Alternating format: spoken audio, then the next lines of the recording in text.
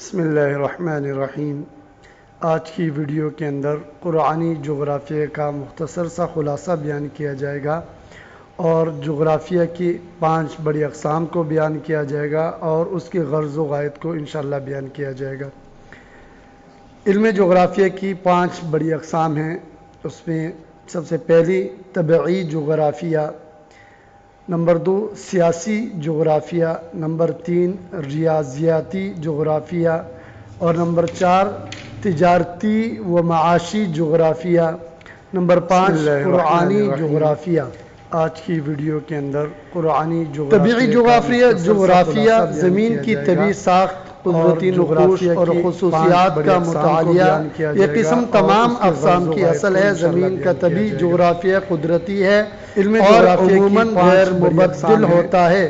صدیوں بعد کہیں سمندر چڑھ جائے یا دریا اتر جائے تو طبعی جغرافیہ تبدیل ہو جاتا ہے، ورنہ ایک ہی رہتا ہے۔ اور نمبر سیاسی جغرافیہ، تجارتی زمین کی سیاسی تقسیم مردم ساز نمبر 5 کا علم ہے۔ یہ تقسیم مصنوعی ہے، اس لیے تغیر پذیر ہے۔ طبعی جغرافیہ زمین کی طبعی ساخت، ریاضیاتی جغرافیات کا مطالعہ۔ زمین کے رقبے، حجم، تمام اقسام کی وغیرہ کی پیمائش طول البلد و عرض البلد کی تجدید ہے اور عموماً غیر مبدل ہوتا ہے۔ معاشی و تجارتی جغرافیہ، معاشی جغرافیہ قدرتی ذرائع آمدنی، نباتات، معدنیات وغیرہ کے حوالے سے معاشی سرگرمیوں کا مطالعہ۔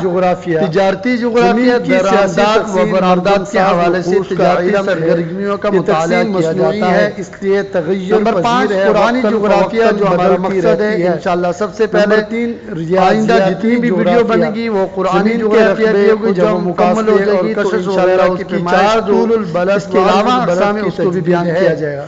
نمبر 4 معاشی سے مراد مطالعہ قرآن ہے، یعنی قرآن شریف میں جتنے مقامات قدرتی ذرائع پاک، دریا، سمندر، چشمے وغیرہ کے حوالے سے معاشی کے محلوں کا مطالعہ، دیگر تفصیلاتی جغرافیہ برآمدات و برآمدات کے حوالے سے تجارتی سرگرمیوں کا مطالعہ، حدیث اور تاریخ کا بھی اس طرح مطالعہ کیا جائے۔ قرآنی جغرافیہ جو ہمارا مقصد ہے، انشاءاللہ سب سے پہلے حدیثی جغرافیہ بھی ویڈیو بنے گی، قرآنی جغرافیہ جب وہ مکمل ہو جائے گی تو انشاءاللہ جغرافیہ کی غرض و غایت، اس کے علاوہ جغرافیہ کی غرض و غایت یہ اہم امور ہیں۔ زمین پر جا بجا ذکر مطالعہ قرآن ہے، یعنی قرآن کریم میں جتنے آیات الہیہ کی معرفت، پاک، دریا، قدرت، چشمے وغیرہ کا تذکرہ آیا ہے، ان کے محل عبادات، نماز، دیگر تفصیلات کی روشنی میں قرآن کریم کی نصیحت، عبرت و نماز وغیرہ حدیث شریف، سیرت اور تاریخ کا بھی اس طرح مطالعہ کیا جائے تو جغرافیہ اور تجارتی اسفار و سیاحت میں سہولت ہے۔ حدیثی جغرافیہ،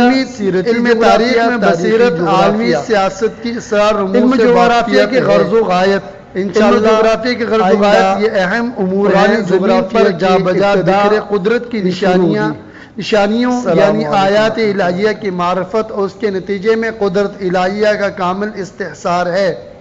نمبر